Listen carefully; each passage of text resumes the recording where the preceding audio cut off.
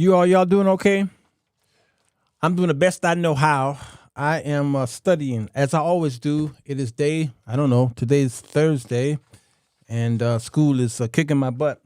But I signed up for it. Yes, I did. I'll tell you about that later. Today we're talking about black celebrities who give political advice. Now listen, we are going to watch a 15-minute video. Yes, boys and girls, this is movie night, spontaneously. And we're going to watch this video here by these defiant lawyers.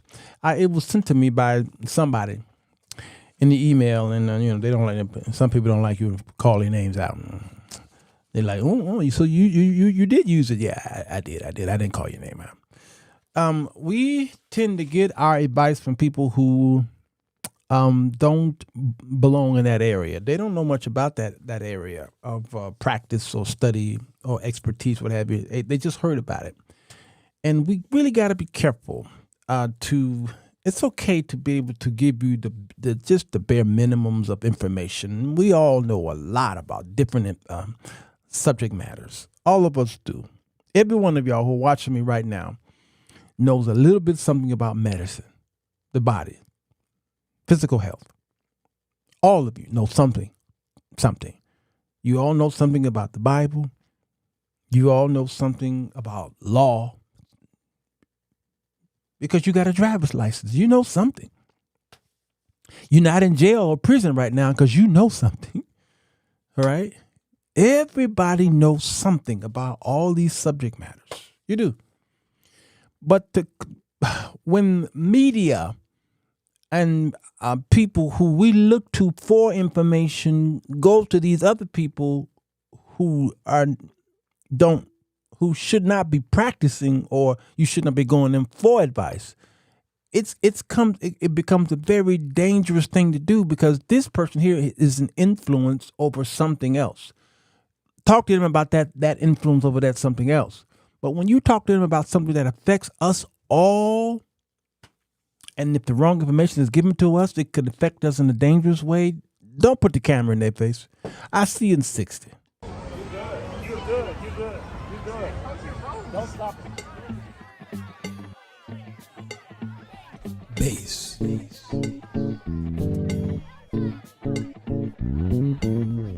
the show that will get you thinking, and where the topics are hot. Feel free to comment whether we agree or not, 'cause he's got something to say. Sirwalterj.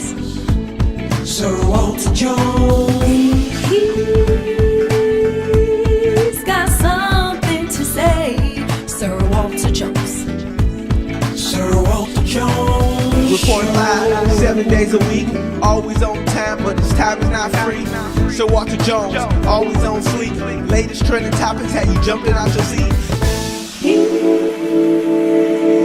He's got something to say. Come on in. The water's fine.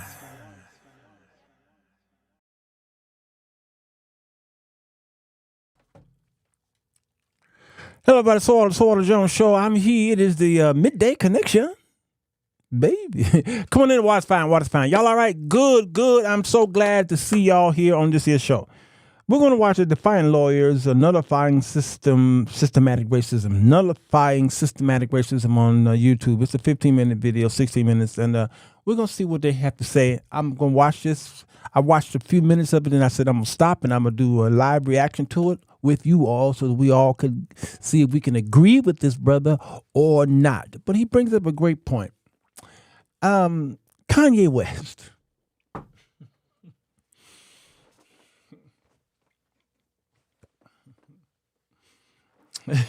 Hail Mary, Mother Jesus, blessed be your womb. Kanye to the West.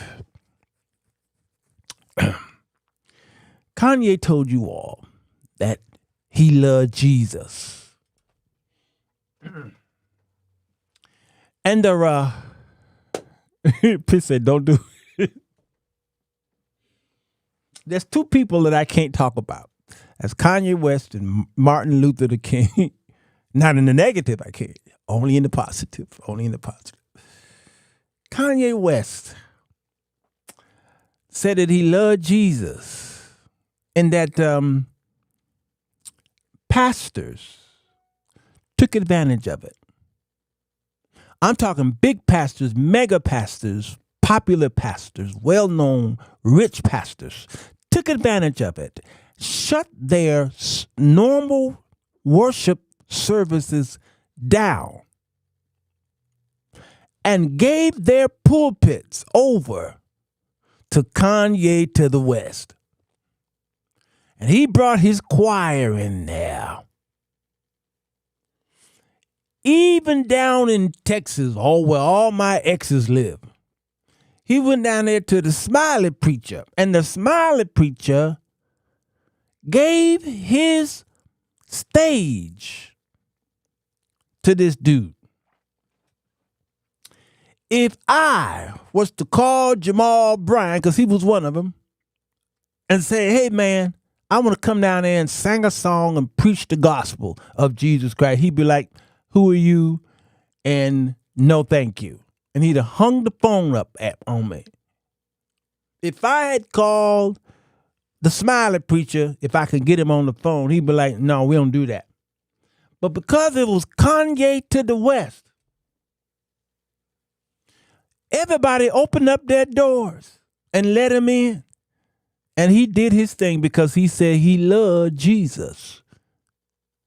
And that Jesus became Jesus, and that Jesus became I am God.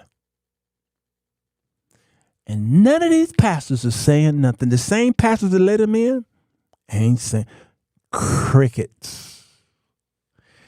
Crickets.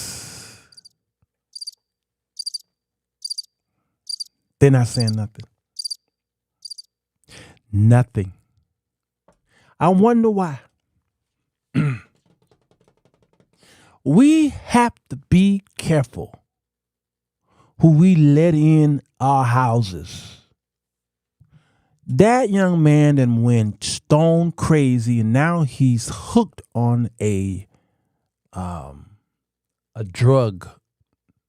What is this thing he's hooked on? And it is out of control.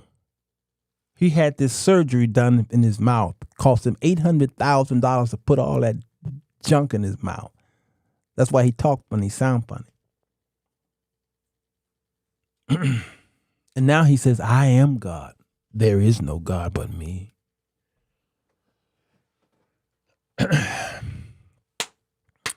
So this thing that I'm talking about with Kanye is not unusual because Snoop Dogg to the Doggy Dog did the same thing.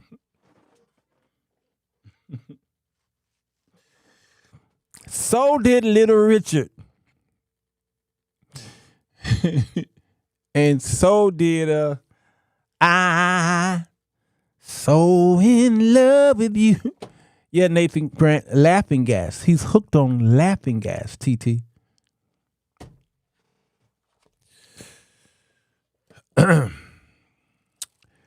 Cheryl Jones says P. Diddy. Man, let me tell you. So I'm going to play this. This is by Reverend Augustus Corbett, JD. He's a doctor, right? He is an attorney. He's an attorney, and he wrote this amazing book called Education and Justice. You need to get this. How public schools fail African American males. Really some good stuff here. And I'm going to go open this up and read this. This is, he's quoting from who? Frederick Douglass. Frederick to the Douglass. He said here, Frederick says, without education, he lives within the narrow, dark, and grimy walls of ignorance. Education, on the other hand, means emancipation. It means light and liberty. It means the uplifting of the soul of man into the glorious light of truth. The light by which men can only be made free. Give us free. To deny education to any people is of the greatest crimes against human nature. Frederick Douglass. And that doesn't mean you got to spend a whole lot of money in education to get educated, because right now we have more than what Frederick had back then. We have the enter to the net.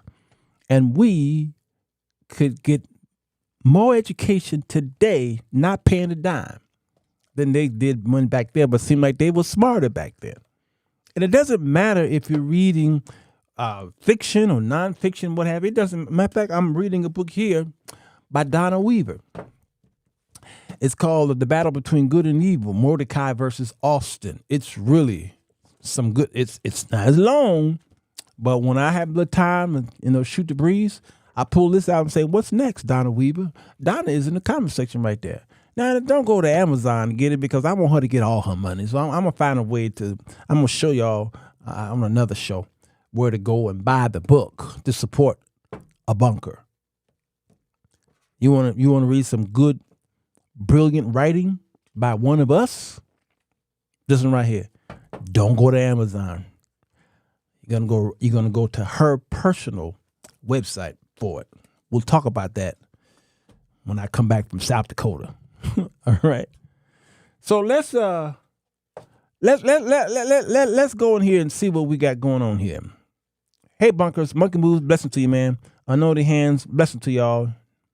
Diana, I struggle, but I'm gonna get it right. Steve, Sam, blessing to all y'all. Dana, Henry, man. Nicole C is here. Man, I love it, y'all. Marlene, St. Jude is here. St. Jude Hospital. April Echoes is here. Now let's do this. One of the biggest mistakes that African American men tend to make is looking to the wrong people for advice. That has cost us heavily in the last 10 years. Yeah. Stay with me, and I'll explain what I'm saying. All right. He's going to explain what he's saying. All right. And I'm looking forward to it, man. I heard the first couple minutes, and so far, it's pretty good stuff. Right?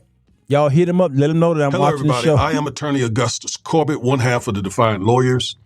Each and every week, we bring you at least one legal analysis of some story trending regarding politics, policies, personalities, or pop culture to empower you with the information you need to defy this unjust legal system and to nullify systemic racism. If that interests you, please like, share, comment, subscribe, and click the bell so you'll get notified every time we upload one of these powerful and informative videos. Before we get into this, please go over to Amazon, grab a copy of my book if you have an African-American male child in public school. You need this book. So grab your copy. I promise you, you will not regret it. Now, let's play a video. And I want you to hear some words from Malcolm X as he talks about who are the real leaders in the African-American community. Because as I said in the opener, one of the things that has cost us big time is that some African-American men tend to look to the wrong people for political advice. Watch this video. I just told you a little while ago, these leaders that they call leaders, this included Lena Horne, this included Dick Gregory, and this included comedians, comics, trumpet players, baseball players. Show me in the white community where a comedian is a white leader. Show me in the white community where a singer is a white leader, or a dancer or a trumpet player is a white leader. These aren't leaders. These are puppets and clowns that have been set up over the white community and over the black community by the white community, and have been made celebrities and usually say exactly what they know that the white man wants to hear. Wow. Yeah, let me tell you, as much as you may, whatever you want to say about Malcolm X, whatever you want to say, his religious stands and his social political stand, whatever you want to say, boo-boo, say it, because I've been saying it for a long time. I didn't agree with many of his stands because I didn't agree with, I can't say his name because a certain person here told me not to say his name. But he is so right. And MLK have been right on so many videos been popping up over the past 10 years. He's been right.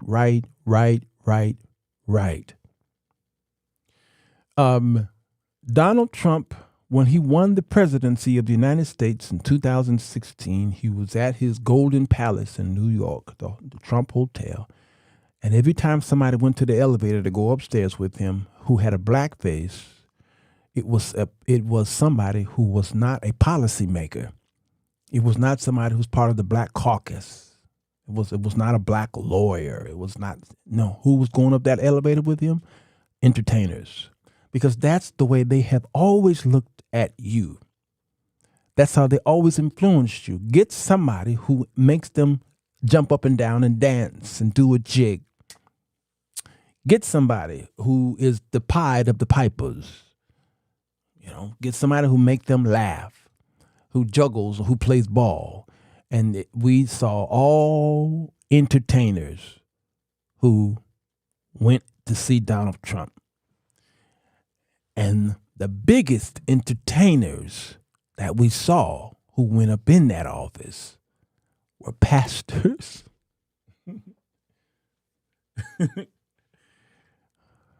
Pastors.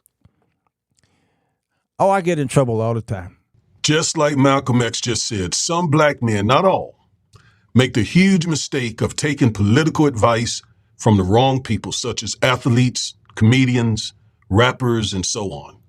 These entertainers do not have the expertise, knowledge, and experience to offer such political advice. They are experts, yes, in their fields. For example, when it comes to rap lyrics, Ice Cube, 50 Cent are the best. No question about it. When it comes to writing and telling jokes, Steve Harvey, D.L. Hughley, and on are at the very top of the game. When it comes to sports commentating, Stephen A. Smith, Charles Barkley, they are experts at that. But when it comes to understanding the law, economics, policies, political science, and history, black men must seek out the professionals. When trying to understand, for example, history, Professor Carol Anderson, Professor Panal Joseph are among the best. I agree. When you want a cultural critic, there's no one better than Professor Michael Eric Dyson. I agree. Or if you want to understand the law, Professor Paul Butler is absolutely at the top of his game. I agree. Now, there are 3 reasons why some black men oftentimes look to athletes, entertainers, and rappers for knowledge about politics, etc. First is who the media actually hypes up, right? So we know that when the media want to give some commentary about politics, one of the first people they tend to go to is Charlemagne. Charlemagne, who I don't believe has ever gotten a PhD in economics or a law degree or a PhD in something else, political science. I don't think so. I don't think he has any particular knowledge or deep understanding of these various areas of leadership that one would think he would have, because the media is always putting a microphone in front of his face, right? That is so true. Charlemagne, he called himself Charlemagne the God. All right. Well, he's Charlemagne a God, but he named the God. That is so true. But this goes back to slavery. The white slave owner used the black preacher to spread the white slave gospel, and this is why they would take the Bible and they would tear out, or they would create a slave Bible, and you can only preach to the slaves that which was submissive, the scriptures. Slaves, obey your master type scriptures. All right, because they understood that the black man was very religious, and he leaned on one man for everything that he needed. And so the black preacher was perfect. All right, it was a brilliant ploy. And then from slavery, it goes all the way into further into American history, even today. Back in the 50s, 60s, and 70s, the politicians would use the black preacher to get the word out. And that's why, notice when it comes to vote time, it's all about the church. The politician goes to the church when it comes time for voting, and the black preacher would stop his service, let some candidate talk about vote for me and I'll set you free. And when y'all say, okay, we'll vote for you, and you will never see that politician until the next 4 years when it's time for that person to run again. He will not step foot in no churches.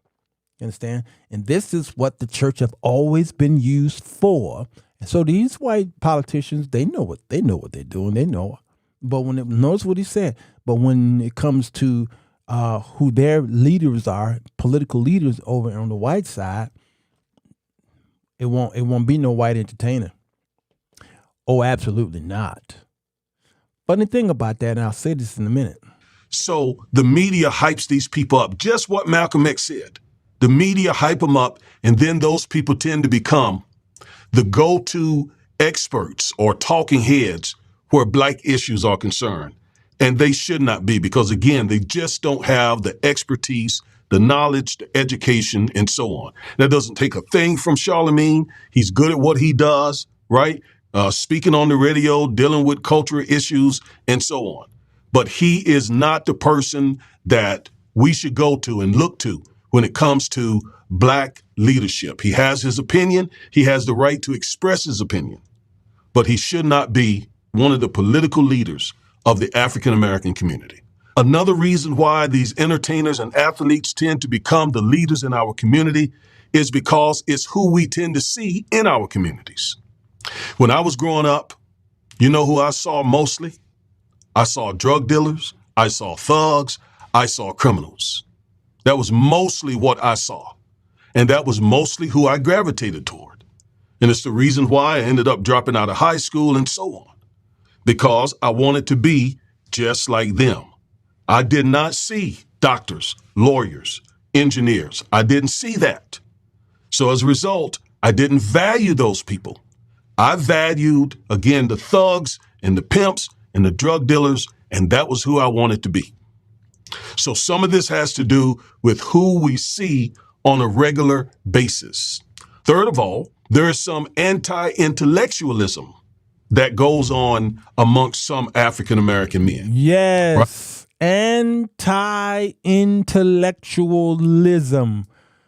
Ooh, somebody need to Google that and put it in the comment section. What is that? I have been guilty of going to school.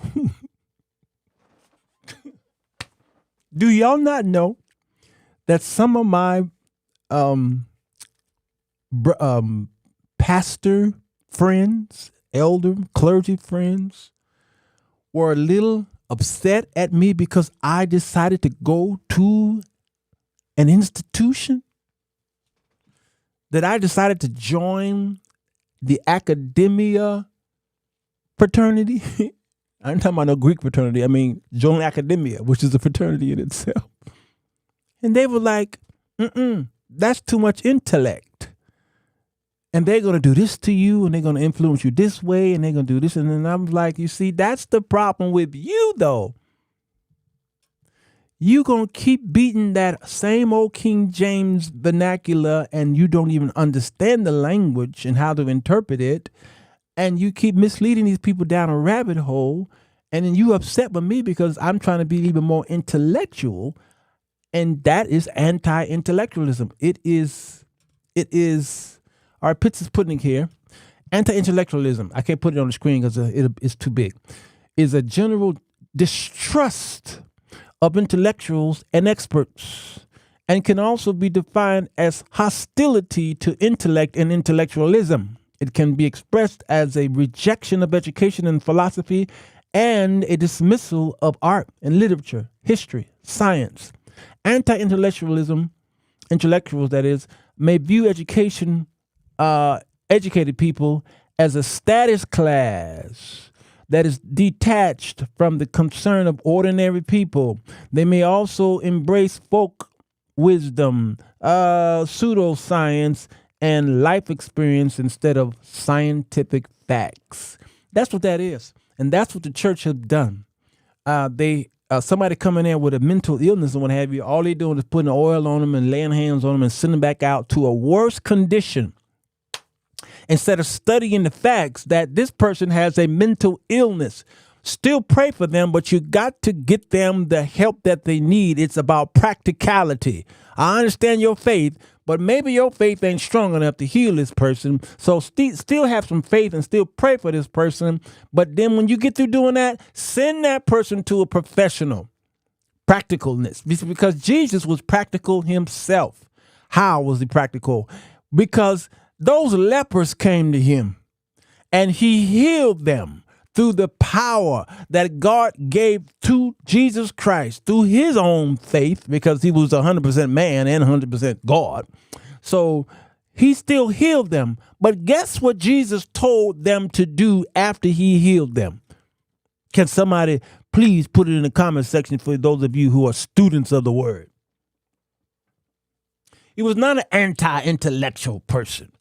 He put the spittle in the man's eye, and then he told the man, he was like, what do you see? He said, I see men that look like trees. And then he told him to go and do something practical. Go and wash that stuff out of your eyes. Come on, Chris Baker. He told now Chris Baker said something controversial here, but he's right. He said, go and show yourself to the physician. But the physician was the priest. Kellen Rohn got it. But you both are right.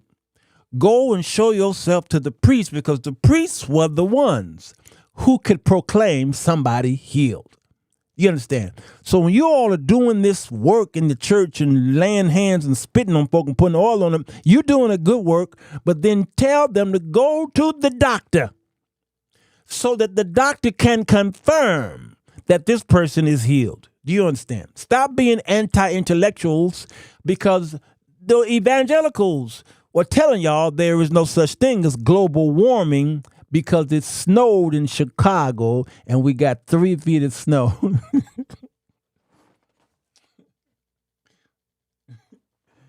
This can't be global warming. Look at this ice.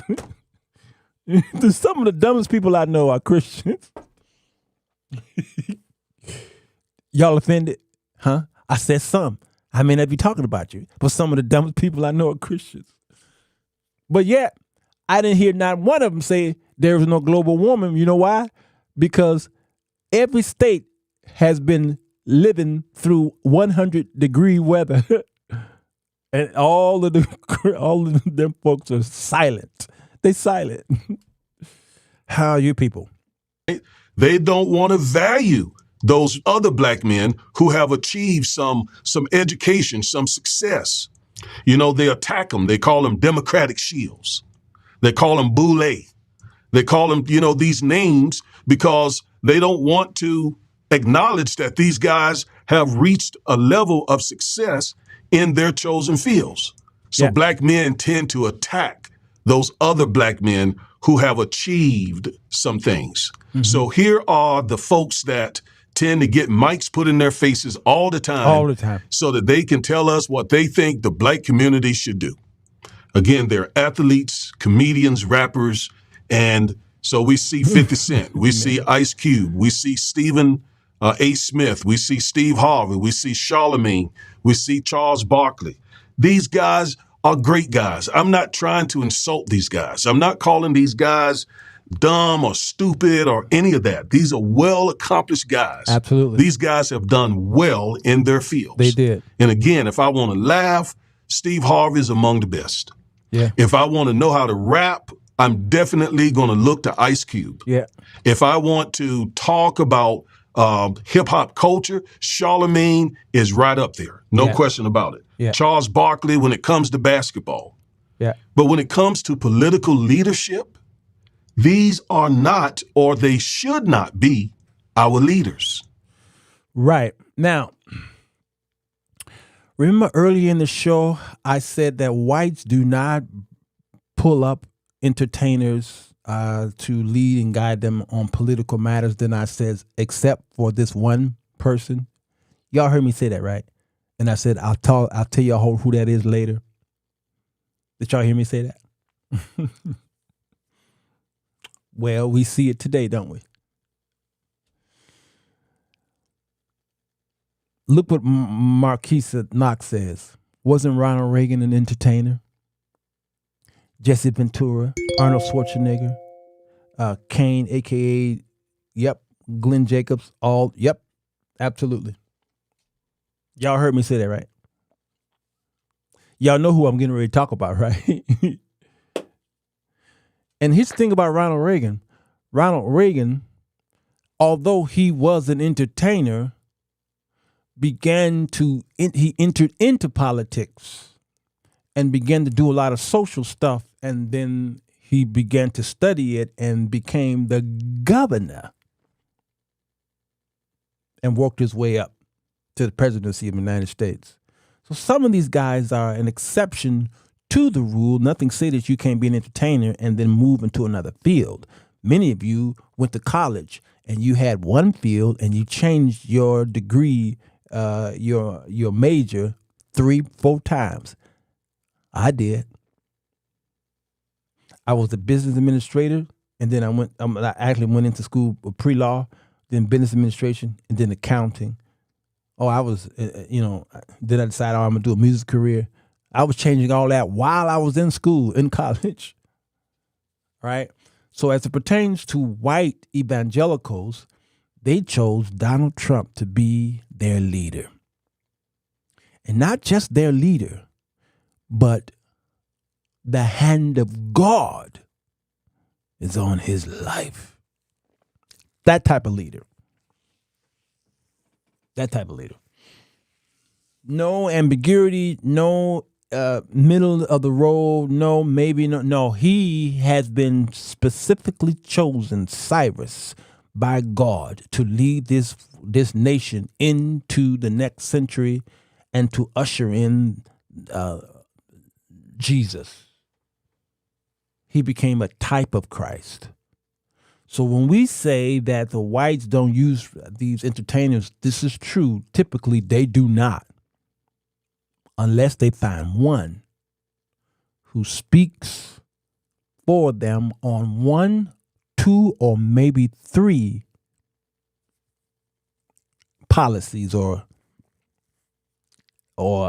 issues. 1, 2, no more than 3 issues. Donald Trump spoke to their hearts, and that was the border. That was their heart. And it wasn't even about abortion. Donald Trump didn't speak on abortion, didn't pound the table, didn't say I'm against this. And no, it wasn't even about abortion. No, abortion was just sprinkled in there. It was part of the pork belly, but it was about the borders. Donald Trump went down that escalator. When he got into that microphone, he says they're bringing drugs, they're bringing crime, and some of them might be good people. And they said, yeah, that's our guy right there. And them white evangelicals jumped in there so heavy. OMG. Because he spoke to their fears. And he also spoke to many of their bigotry. He sure did. And that's the time when whites will accept an entertainer. These gentlemen should be the leaders. Wes Moore, Governor Wes Moore, Paul Butler, Professor Paul Butler of the Georgetown Law School, Hakeem Jeffries, who should be Speaker of the House right now, Malcolm Frost, this young man who recently became a congressman down in Florida, young man doing his thing.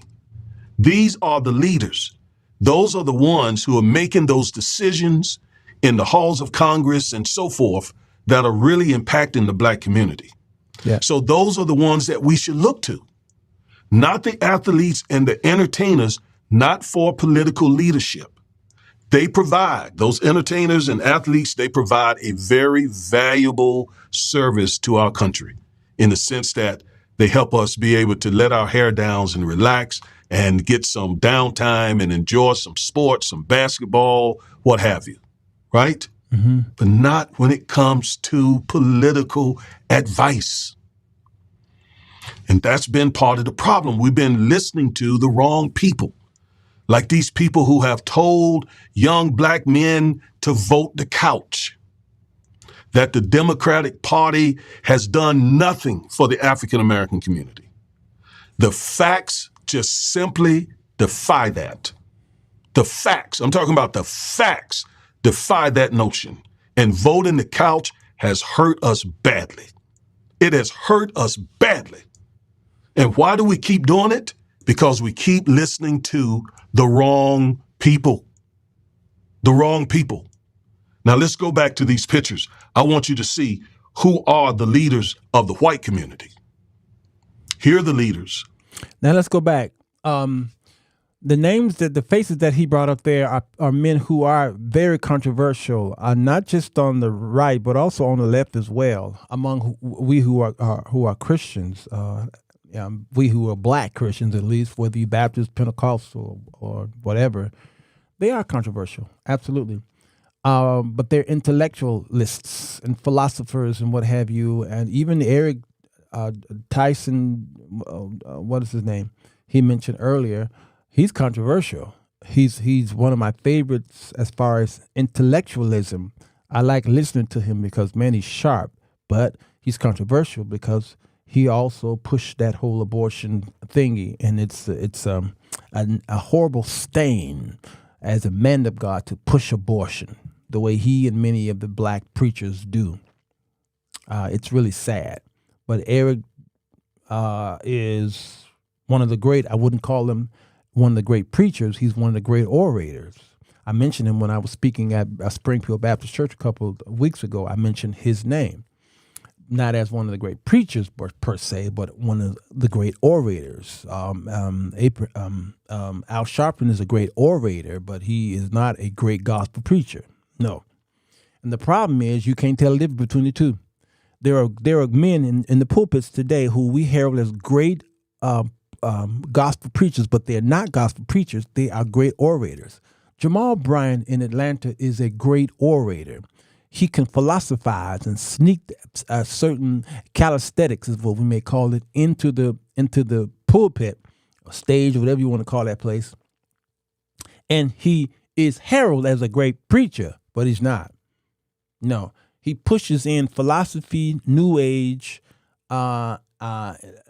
liberalities, and social consciousness, and he pushes all that stuff in there. And every now and then you might hear Jesus' name, every now and then sprinkled here and there. All right, he's sneaking a relationship tips up here and things like that. So Jamal Bryant is not a great gospel preacher, and I'm sorry to say, Martin Luther King.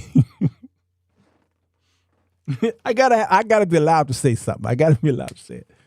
Was a great orator, social conscious, motivational speaker is what he was. He was not a great gospel preacher. He just wasn't.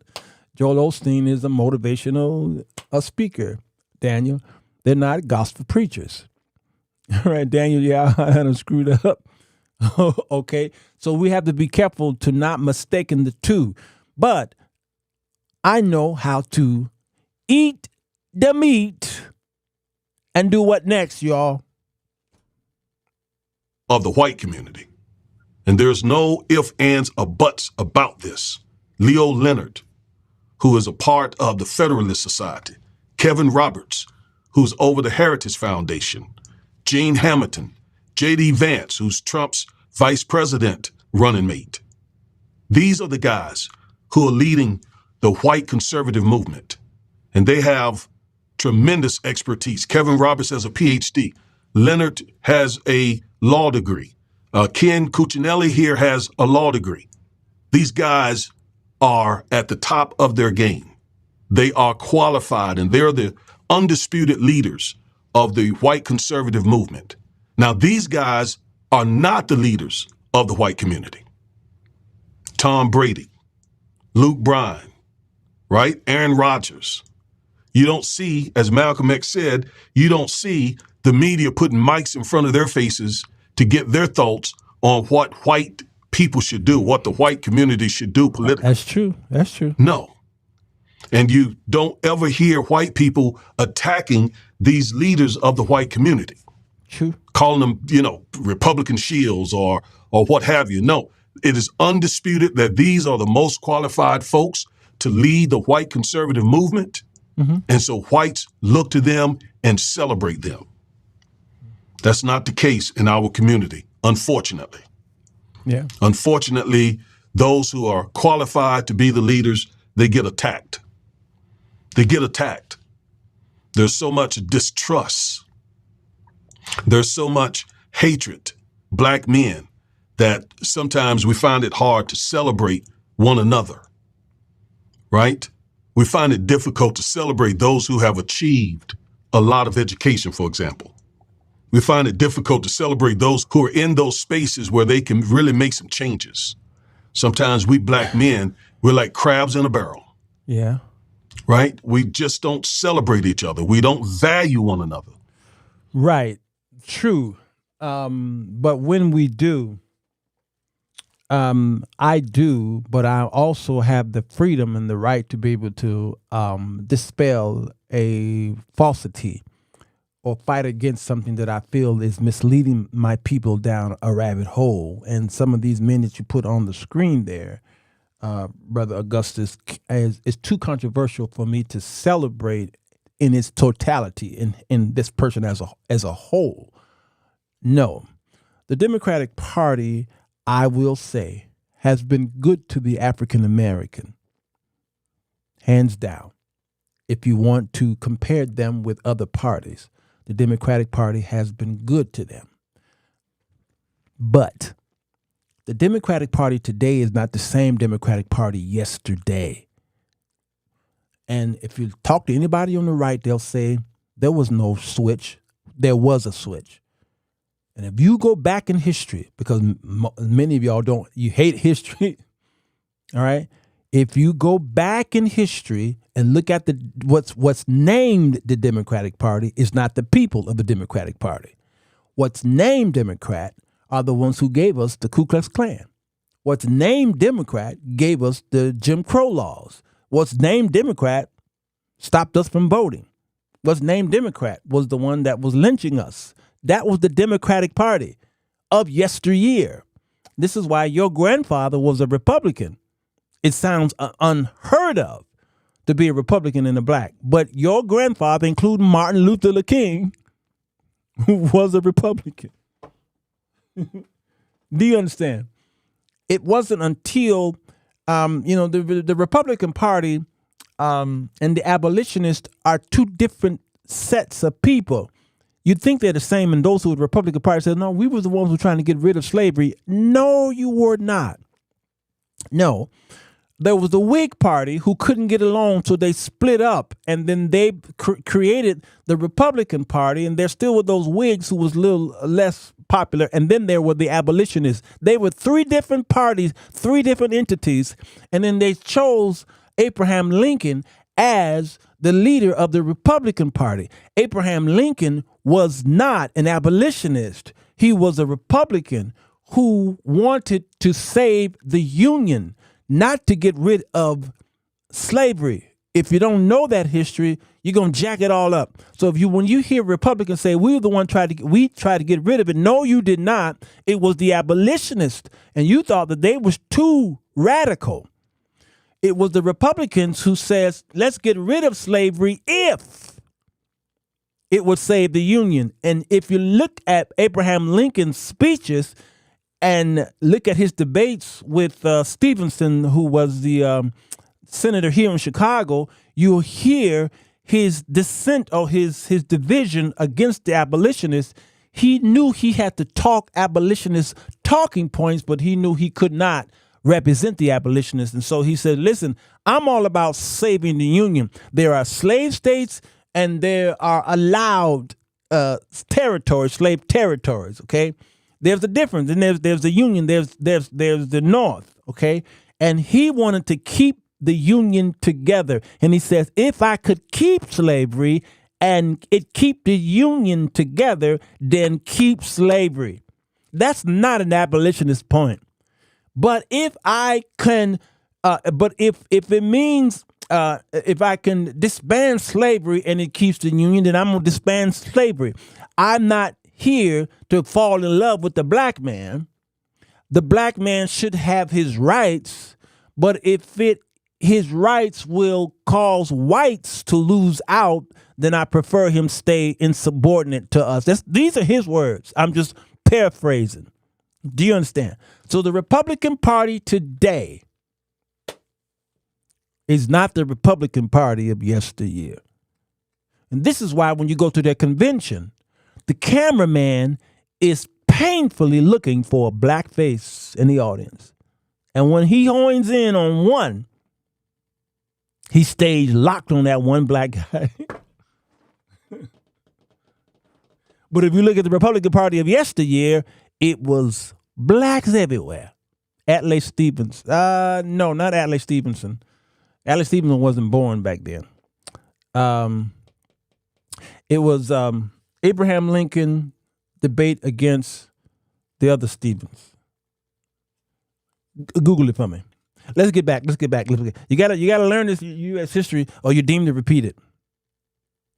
And instead of looking to those who could really be a big influence in the African American community, we look to guys like this, who, again, if you want to laugh, if you want to enjoy a good beat, if you want some serious sports commentation, then these are the guys for you.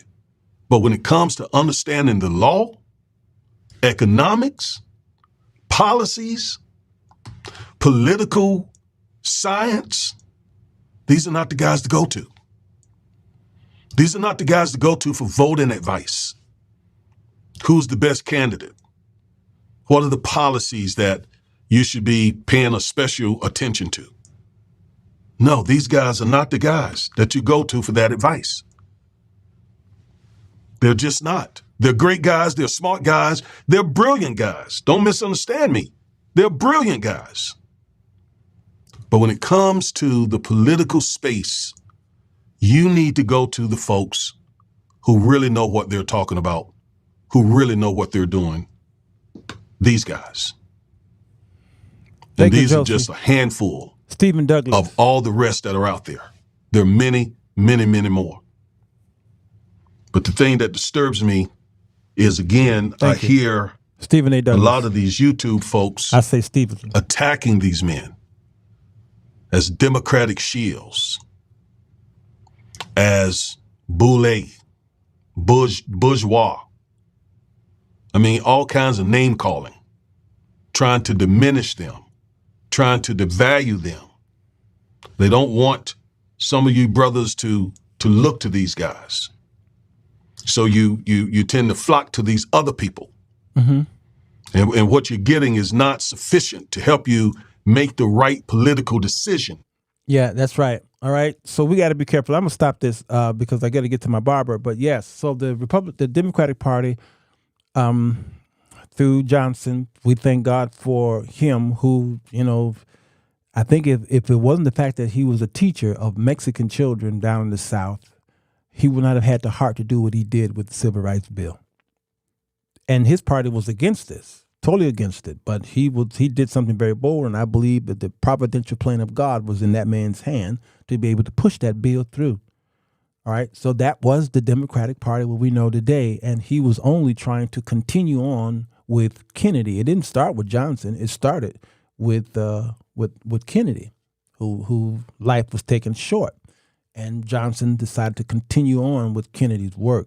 If it wasn't for that war, Vietnam, Johnson would have, did a second term.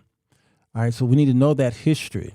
Again, you're really deemed to repeat it. So I'm not telling you all who to vote for, what political party to be on. My plans is not to do either or. My plan is to find somebody who represents me, even though I know they're not going to win. My plans is to represent me and my values, not so much always my Christian values. My political value, my natural fundamental values on the earth. Because even though we're not of the world, we are yet in the world. You understand? So there's somebody out there who do represent me, and if it's got to be an independent person, knowing that they're not going to win, I vote my conscience. You don't have to do that. I chose to do that. Why? Because I choose to vote because I feel that it is important to do something that my forefathers died for. So I feel it is my duty to do it. But if I don't do it, I'm still going to heaven. So this is not something that is spiritual. This is something that is natural. I'm choosing to do something like picking up paper on the front lawn, or going to the school and checking up on the children, stuff like that, going to town halls. If you don't do those things, you still can get to heaven. But all things are, acceptable, but all things are not expedient. You understand? So to not vote, it's just not expedient. It's just not healthy not to do that. because that's part of the problem. Somebody died that you might do that. So go ahead and do that. It is your civil duty to do that. All right? And then your guy may not get in, but at least you now have a voice. You have a voice. All right? I just don't like pushing a whole lot of politics on the show, but I push it when it's important because we're in that climate right now where we're getting ready to vote, and a whole lot of y'all are getting antsy. Is that the word? All right, y'all, listen, don't go nowhere right now. Don't go nowhere. We're getting ready to have a fundraiser. Don't you hate it when a preacher preaches and then he start collecting his own offering? Don't go nowhere. Don't go nowhere. I got to do something right quick. Listen to me. Listen to me really close. All right, if you ain't never listened to me. I told Derek C. to email me. I want his phone number because I'm going to talk to my sister and him. He didn't do it. He's disobedient. So his wife had to tell him, did you? And he was like, oh, yeah, I'll do it. And so he did it.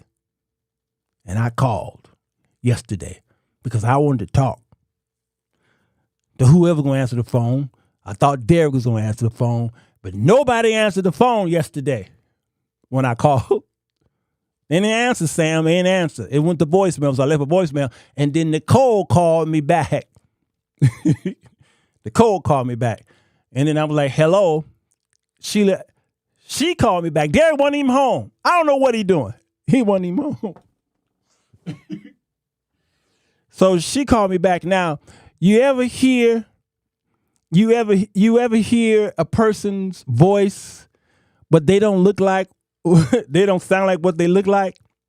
So when she answered the phone, Stevie, she was like, hello, who's this? I was like, whoa, Derek, is this you? No, this ain't Derek. This is Nicole. Who is this? I'm like, oh my God, you don't sound like what you look like. And then she was like, no, it's me. Yeah, I'm just playing. that's the way Nicole sound, y'all. She gonna get me, man. Am I gonna get it? Bright Star, Anise, I'm gonna get it. She was like, no, it's me. I'm just playing. But anyway, and we talked on the phone and we had a good fellowship. Okay, we had a good fellowship. And let me tell you, she told me what happened. A drunk driver tried to take her out of here. And those children was going to be without a mother, and that man was going to be without a wife. They have been high school sweethearts. And it was the most, and the more she talked, I did this. Oh, oh, so adorable. Oh, it was so cute. And them two, they was just so cute. They have a 30-year-old who's graduated and in the field of medicine. Just an amazing family, and they are the true example of two young people who've been in love for 30 years, who's raising a family, who love God. Now, Nicole walked away from God. Something happened in her family, and she walked away. She said, there is no God. Something else happened. And then she told God, I'm so sorry. You do live inside of me. And she repented. And now, when we do our Bible studies, she gathered her children. And they sit down with the children and go over the Bible notes. I'm like, you're kidding me. She said, yeah, that's what we do. We are so on fire for God.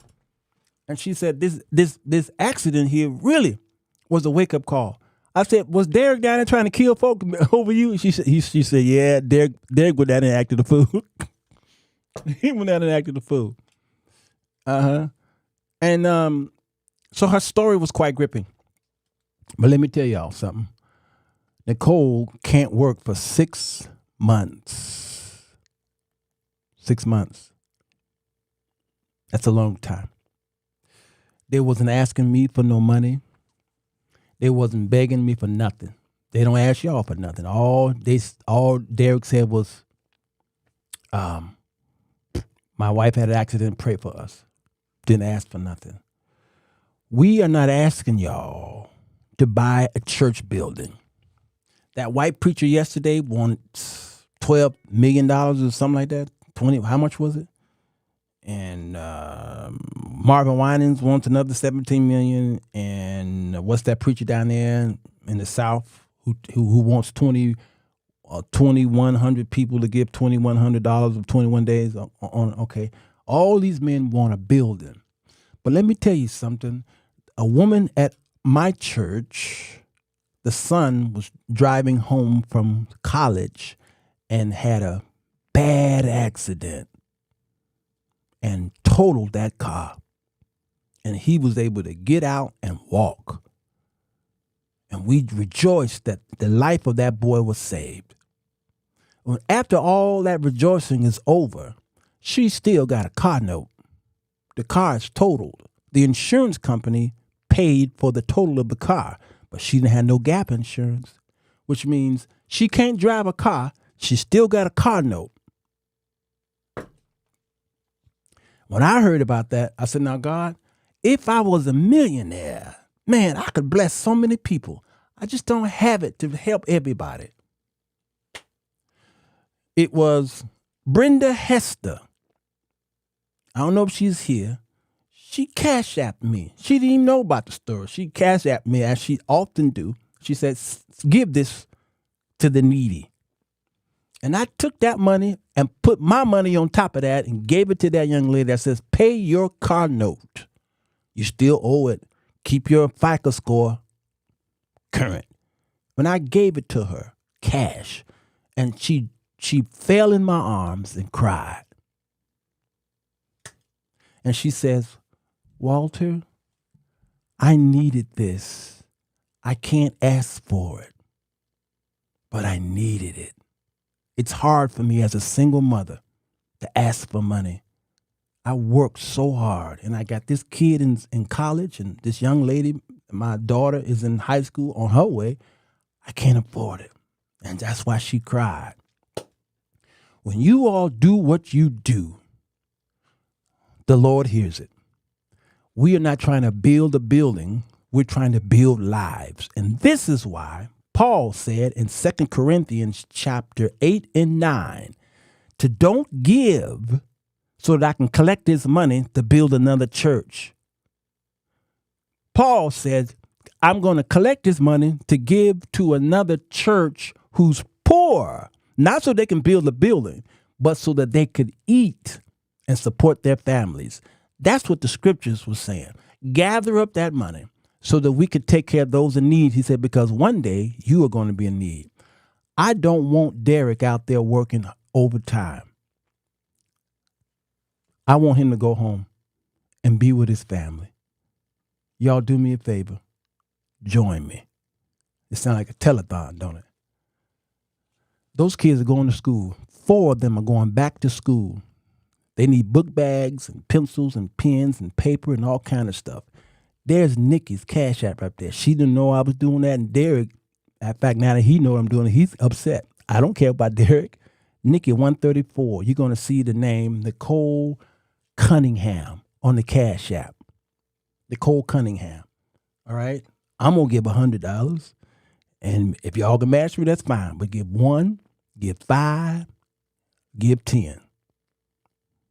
Give whatever you want to, okay? Right there. And if you're making a mistake and Cash Apping me, I'm going to give her that money. If you need to PayPal me or send me a PayPal or a Zelle, because you don't have the Cash App, do that. Send it to me. And I'm going to send it to Nikki 134. I don't want Derek out there working overtime. He belonged to us. She belonged to us. And all I want to do is put those kids back in school. And I want them not to be worried about, Mama, we don't have a book bag. Listen, they doing fine. But she's off work for 6 months. We don't know what that company gonna do. We don't know. All right? So if you don't have a Cash App, send it to me. All the ways to give to me is on YouTube under all my videos. Send it to me through PayPal or Zelle, and I'm gonna put in the comment section what is it for. I'm gonna send it to them. Find a way. If you could PO it, send it in the mail to me, however you want to do it. But they belong to us. We send thousands of dollars over there to Haiti, and every week I'm sending money to single mothers. A lot of it's coming out of my pocket. All right, Zelle it. Hey, Rogers, who was this? Can y'all put my Zelle and my PayPal information on in the comments section so the people would know, because people are asking. Yeah, this number, Zelle at if you're texting me, Zelle it at this number if you have my phone number. Okay, or Gifted Friends, not Gifted Friends 1 at Gmail, but it's Gifted Friends at AOL is my Zelle. Mm-hmm. Okay, Chandra, they're gonna put it in the comments section. My Zelle is Gifted Friends at AOL, without the 1. Gifted Friends at AOL. You'll see my name. All right, Zelle it to me. I need Derek to come home. He said he's a prideful man. I know you are. But I need you to go home. I need you to be with your wife and children. He's working overtime to support his family. I need him off those streets. I need him to come home. All right? So we do this for people all the time. So if y'all think we're playing favorites, y'all know, if you've been with me for at least over 5 years, we don't play favorites. We have given countless thousands of dollars to people we don't know. We will never meet them. But today I had a need, and I asked the Holy Ghost, can I do it? The Holy Ghost says, if you don't do it, you should. Do it. All right? If you're Cash Apping me, I'm going to send it to her. All right? Please do it. And bless that family. Yes, it's Gifted Friends at AOL. That's my Zelle. Okay? All right, Carter family. They're showing you that they love you. And if anybody else here was in a need, y'all know, if we had it, we'd do it for you as well. I just gave Moody Bible Institute over $5,000, and it hurt me in my gut to give them that kind of money because there's so many people that are in need. But I had to do it in order to stay in school. I had to do it to stay in school, and you all supported me through PayPal, Patreon.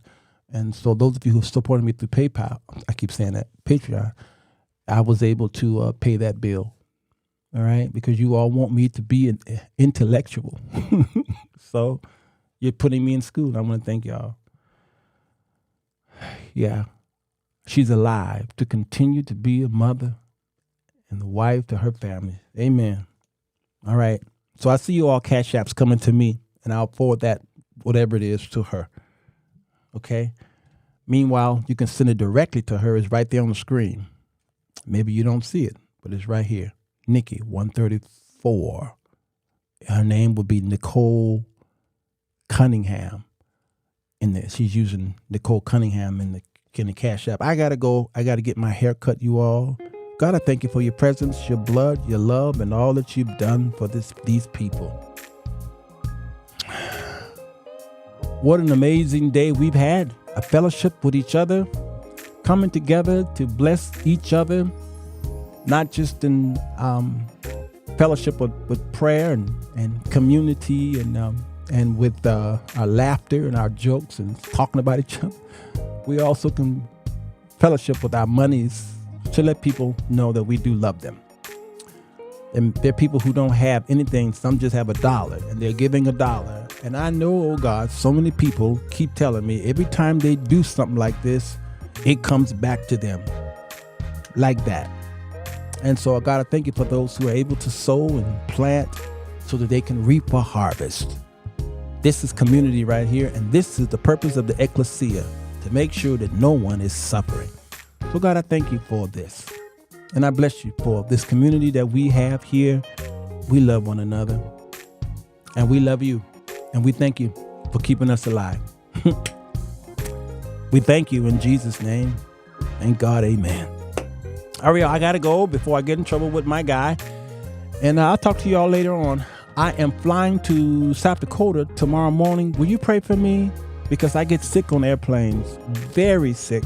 And I haven't flown in a few years because the last time I thought I was going to die. But I cannot continue to live in fear, right? So I've got to get back on this airplane, fly to Rapid City, South Dakota, to be with a man who I love and adore, Bishop Troy Carr. And so I'll keep y'all posted somehow that I made it safe and I'm back safe. I'll be back on Monday. Meanwhile, I've already shot the Sunday school lesson for Saturday. I've already shot the movie night for Sunday. All right. And as far as Patreon is concerned, we're done until I get back. But I've tripled up Patreon. So y'all been getting a whole lot of stuff for Patreon this week. I mean, I went crazy. All right. The piano room will be dropping at 6:00. I don't think I have time to shoot another Isaiah teaching, so I'll see y'all on Tuesday, because Monday, I'm sure I'll be resting when I get back. All right? I love y'all. Take care of yourselves and one another. Keep praying for Nicole Carter and the rest. All right? And get this book. It's pretty good. If you got a young man, you should get this book by Augustus Corbett, attorney at law. Take care of yourselves and one another. Oh, I'm sorry. I'm sorry. Somebody had a birthday. And did I miss it? Yeah, right. Well, we had wished Sarah Delver a happy birthday. Remember that? We messed up. It wasn't her birthday. Yeah, her birthday was on Tuesday. And when we were saying happy birthday to her, she was inboxing me like, no, that's wrong. Facebook is wrong. Well, so we still gonna say happy birthday to you. Regardless. I love you, girl. We all do.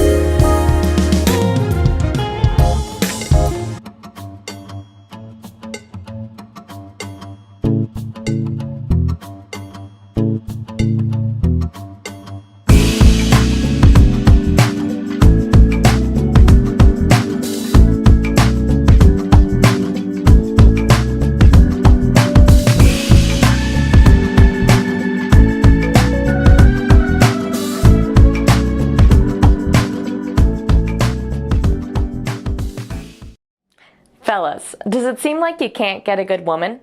Ladies, wonder why you can't keep a man? Then read The 4 Women That Men Desire, Volume 1, by Sirwalterj to figure out how to break the cycle. Go to Amazon.com to get your copy today.